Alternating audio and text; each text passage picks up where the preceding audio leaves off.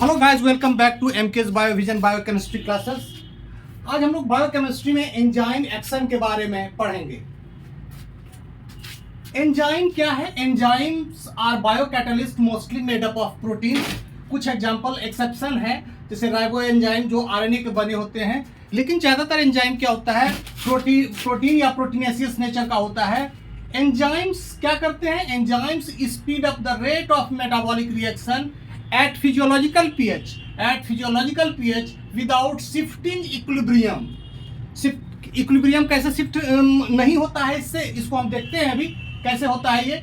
Enzymes do so bye lowering the activation energy of the reaction. ये क्या करते हैं एंजाइम? ये जो एक्टिवेशन एनर्जी होता है इसको ये कम कर देते हैं। तो एक्टिवेशन एनर्जी कैसे कम किया जाता है इसको हम इस ग्राफ से समझते हैं।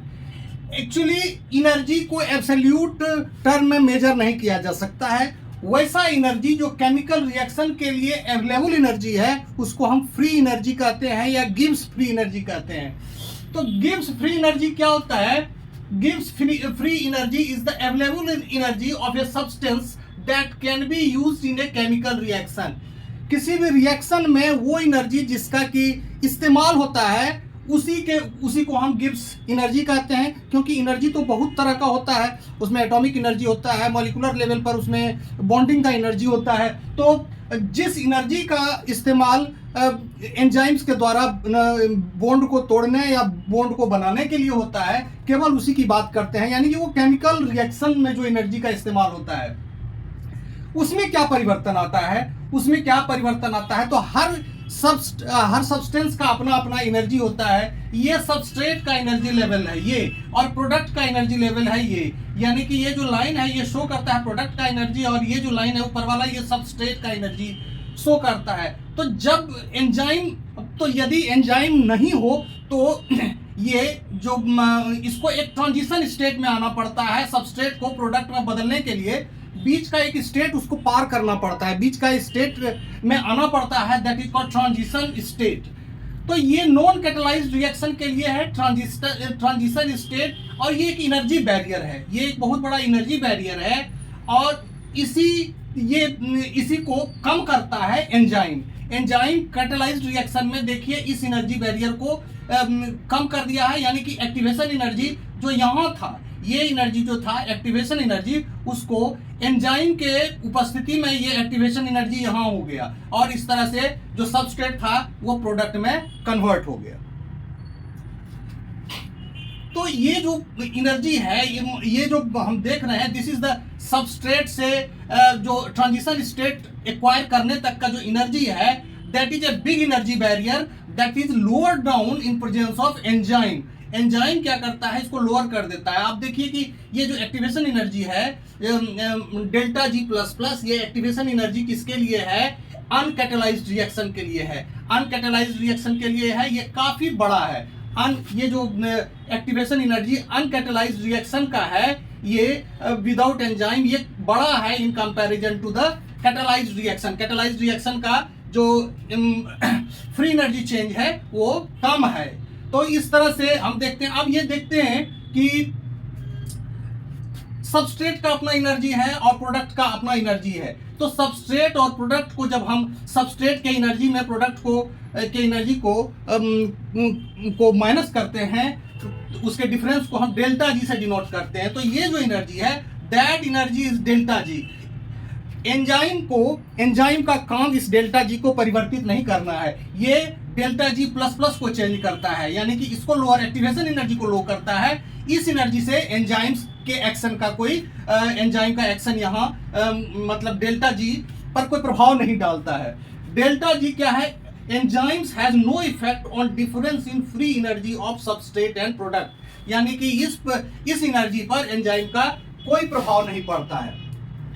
तो डेल्टा जी यदि निगेटिव रहे, इसका मतलब है कि निगेटिव रहने का मतलब है कि अब डेल्टा जी को हम देखते हैं। डेल्टा जी निगेटिव यदि रहता है, निगेटिव का मतलब है कि यदि सबस्ट्रेट में जो एनर्जी कंटेंट है वो प्रोडक्ट की अपेक्षा ज्यादा है, तब तो ये आसानी से कन्वर्ट हो जाएगा। और इस तरह का रिएक्शन थर्मोडायनेमिकली फेवरेबल रिएक्शन है, जिसमें सबस्ट्रेट का एनर्जी प्रोडक्ट के एनर्जी से ज्यादा है। लेकिन जब सबस्ट्रेट का एनर्जी प्रोडक्ट के एनर्जी से कम होता है तो वैसा रिएक्शन क्या होता है, थर्मोडायनेमिकली अनफेवरेबल रिएक्शन होता है। वैसे रिएक्शन को कराने के लिए हमको एक्सटर्नल एनर्जी देना पड़ता है या मेटाबॉलिक पाथवे में ये किसी एनर्जेटिकली फेवरेबल रिएक्शन के साथ कपल हो जाते हैं। तो कपल हो जाते हैं यानी कि मान लीजिए कि इसको कराने के लिए एटीपी की जरूरत पड़ेगी, एटीपी हाइड्रोलाइसिस होगा तब इस तरह का जो रिएक्शन है वो हो पाएगा। यानी कि जिसमें डेल्टा जी पॉजिटिव है वैसे रिएक्शन को कराने के लिए एटीपी की जरूरत पड़ती है या फिर कोई वैसा रिएक्शन होगा जो इसको एनर्जी देगा। इसमें डेल्टा जी निगेटिव है, ये खुद होता है और अल्टीमेटली क्या होता है कि ये चाहेगा कि हम इक्विलिब्रियम को गेन कर लें। अब देखिए यहाँ gives energy is a thermodynamic potential which is minimized when the system reaches at the chemical equilibrium। एक A कन्वर्ट हो रहा है B में, तो मान लीजिए कि 5 मोल पर सेकेंड ये रेट ऑफ रिएक्शन है, फॉरवर्ड रिएक्शन का है। अब बैकवर्ड रिएक्शन का रेट है 1 मोल पर सेकेंड। तो क्या होगा कि B का कंसंट्रेशन और A के कंसंट्रेशन को हम देखें तो ये 5 है और 1 है, और किसी भी रिएक्शन मिक्सचर में हमेशा जो है A और B का जो रेशियो होगा 1:5 बना रहे।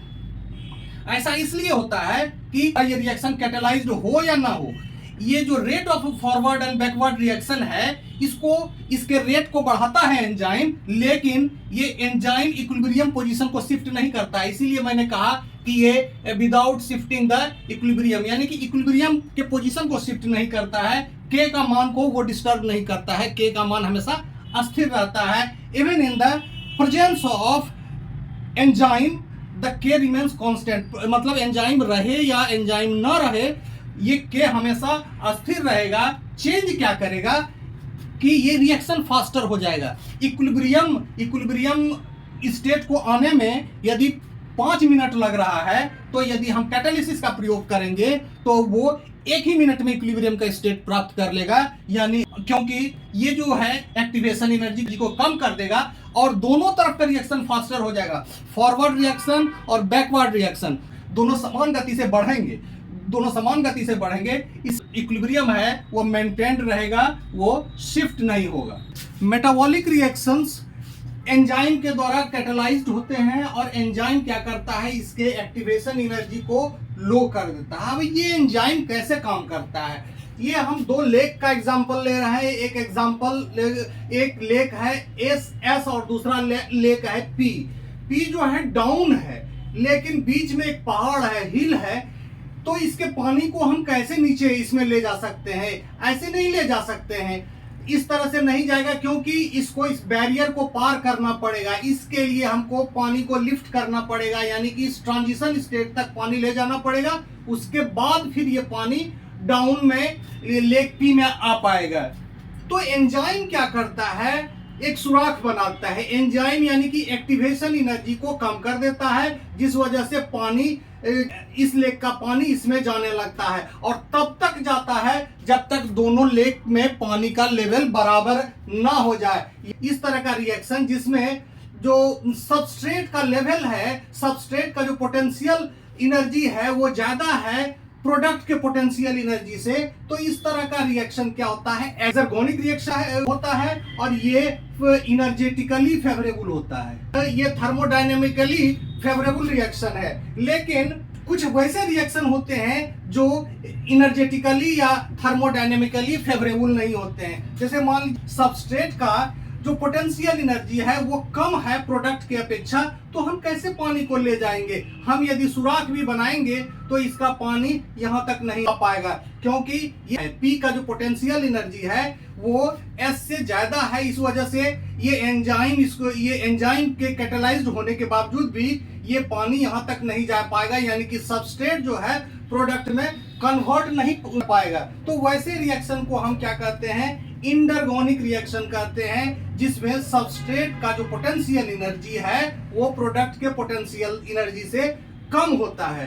वैसे रिएक्शन में क्या होता है कि जो डेल्टा जी है, डेल्टा जी पॉजिटिव होता है और ऐसे रिएक्शन में डेल्टा जी निगेटिव होता है। तो डेल्टा जी जहां निगेटिव है वो एनर्जी, वो जो रिएक्शन है वो स्पॉन्टेनियस होता है, थर्मोडायनेमिक रिएक्शन भी तो होते हैं जो थर्मोडायनेमिकली फेवरेबल होते हैं, तो वैसे ही रिएक्शन को कराने के लिए एटीपी की जरूरत पड़ती है। अब एटीपी क्या है, एक मोटर की तरह है जो इसको पंप करेगा, इस पानी को पंप करेगा और ये लेक पी में जाएगा। इसके लिए एटीपी के हाइड्रोलाइसिस की जरूरत पड़ती है, यानी कि एटीपी जब हाइड्रोलाइसिस करता है एडीपी में, ये कॉपलिंग रिएक्शन है, या ATP is required to pump the water. अब इसको हम ऐसे कह सकते हैं कि एटीपी क्या करता है कि इस एस को सबस्ट्रेट को प्रोडक्ट बनने में मदद करता है। एंजाइम के बावजूद एंजाइम इस काम को नहीं कर सकता है केवल, ठीक है। तो वैसे रिएक्शन में एटीपी की जरूरत पड़ती है। ऐसे रिएक्शन को हम इंडरगोनिक रिएक्शन कहते हैं। किस तरह से हम इसको देखते हैं कि एंजाइम क्या करता है, इस ट्रांजिशन स्टेट क्या है, ये बैरियर है, हिल है, इसको क्रॉस करने में मदद करता है। ये देखिए एंजाइम क्या करता है, इसके एक्टिवेशन एनर्जी को लो कर दिया। Activation energy is denoted by delta G plus plus. तो ये एंजाइम क्या करता है कि एंजाइम इसको प्रभावित नहीं करता है, इसके लिए तो हमको पंप की जरूरत पड़ती है। इसको ये एंजाइम क्या करता है, एक सुराख का काम करता है, यानी एक्टिवेशन एनर्जी को कम करने का काम करता है। साथ ही साथ एंजाइम क्या करता है, इक्विलिब्रियम लेवल को कम नहीं करता है। ये दोनों रिएक्शन तब होते रहेंगे जब तक कि दोनों का लेवल बराबर नहीं हो जाता है।